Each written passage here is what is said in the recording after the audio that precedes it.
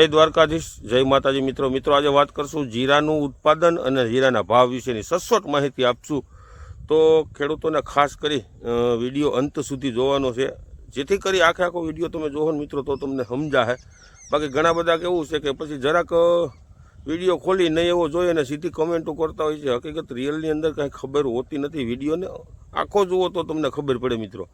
પછી આપણે ખેડૂતોને આમ તો કાયમી દવા વિશે જે ખેતી પદ્ધતિ વિશે અલગ અલગ માહિતી આપણે આપીએ છીએ, સારી એવી માહિતી આપીએ છીએ. પણ ક્યારેક જે આપણે ને બધા જે વાયદાઓ ઉપર ને બજારની અંદર શું છે એ પ્રમાણે આપણે ભાવતાલની અંદર પણ વાત ક્યારેક કરતા હોઈએ છીએ. આની અંદર કાંઈ આપણે ટૂંકમાં દાખલા તરીકે 100% તો આપણે સાચા નથી પડવાના, પણ એક આપણું અનુમાન છે ને એક અનુમાન કરી શકવાના છે મિત્રો. તો આપણી ચેનલમાં નવા મિત્રો હોય તો ચેનલને સબસ્ક્રાઈબ કરવાનું મિત્રો ભૂલતા નહીં.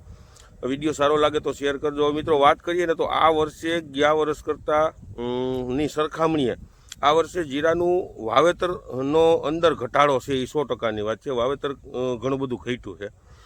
હવે ઉત્પાદનની મિત્રો વાત કરશું ને તો ઉત્પાદનમાં ગયા વર્ષ કરતાં આ વર્ષે ઉત્પાદનની અંદર પણ ઘટાડો આવવાનો છે. એનું કારણ છે કે આ વર્ષે તમે જુઓ ને તો જનરલી જે 30% જીરું જે બગડી ગયું છે, ટૂંકમાં બગડી ગયું એટલે 30% એવું જીરું બગડ્યું છે કે જે ખેડૂતોના ખરેખર હાથમાં જ નથી આવ્યું. અને 20% જીરું એવું છે જે ટૂંકમાં કે 50% બગડ્યું છે. એટલે આમ જનરલી વાત કરીએ ને તો 40%ની આસપાસ જીરાનો બગાડ ટૂંકમાં છે.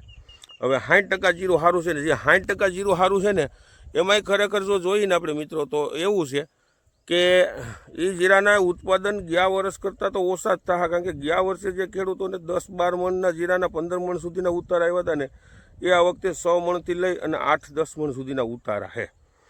એટલે ઉત્પાદનની અંદર 100% ઘટાડો થવાનો છે.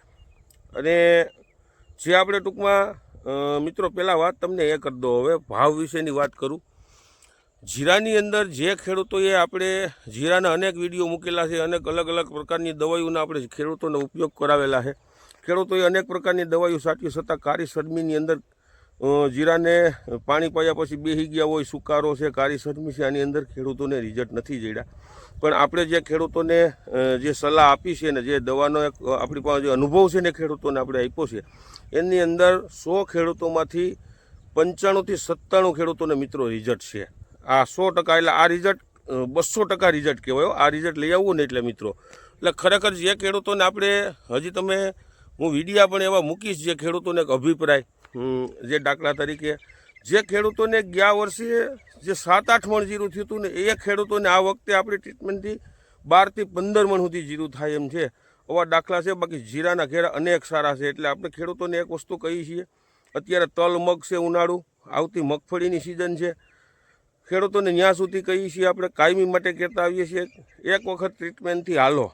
તમે 10 વીઘાની મગફળી હોય કે 10 વીઘાના તલ કોઈ પણ પાક હોય તમારો, 5 વીઘાની અંદર આપણી ટ્રીટમેન્ટથી કરો, 5 વીઘાની તમારી રીતે અથવા તો કોઈ પણ ટ્રીટમેન્ટ કરો ને પછી ઉત્પાદનની સરખામણીએ તમે જુઓ એટલે તમને ક્યાંક ને ક્યાંક મિત્રો ખબર પડશે.